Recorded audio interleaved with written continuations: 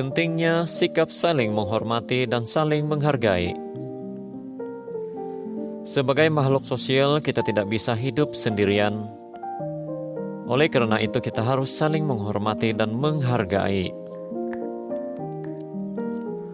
Pasti membutuhkan bantuan orang lain, namun dalam melakukan kegiatan sosial atau di tempat kerja, sering terjadi perbedaan pendapat, bahkan menimbulkan perselisihan. Hal ini tentu menjadi tidak nyaman. Kita yang seharusnya bersatu untuk memajukan perusahaan, namun karena perbedaan pendapat sehingga komunikasi pun menjadi tidak lancar. Oleh karena itu, kita sebagai makhluk sosial harus menghindari hal-hal tersebut.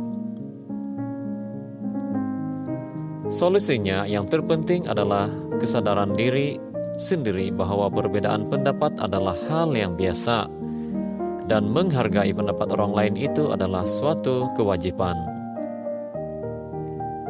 Ini adalah beberapa hal tentang menghargai orang lain.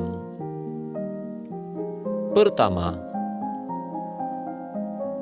menghargai orang lain bukan menunjukkan kelemahan kita. Sejak dahulu, kita merasa lemah dan kalah jika kita bersikap menghargai orang lain.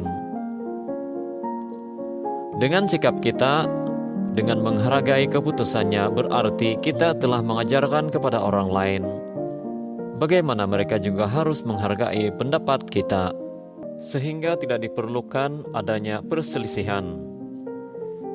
Jadi menghargai bukan berarti kalah atau lemah, tetapi kita memiliki pemikiran yang sangat dewasa.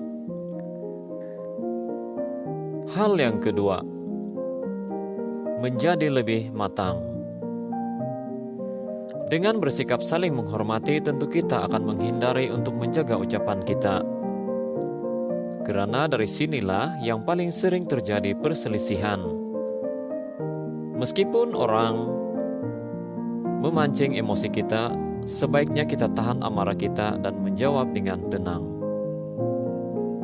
Hal ini memang sangat tersulit untuk dilakukan, namun dengan berjalannya waktu kita akan semakin matang dalam menghadapi perbedaan pendapat. Dengan tidak mengikut sertakan emosi dalam berpikir, maka keputusan yang akan diambil akan lebih baik. Hal yang ketiga,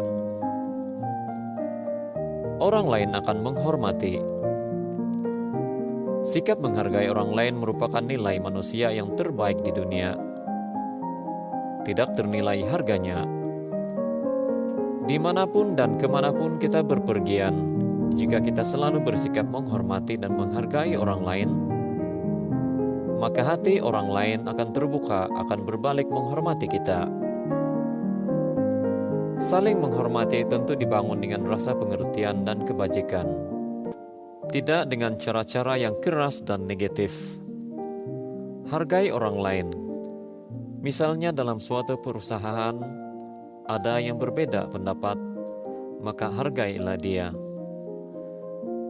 Karena mungkin dia memiliki cara yang berbeda, namun memiliki tujuan yang sama untuk memajukan perusahaan.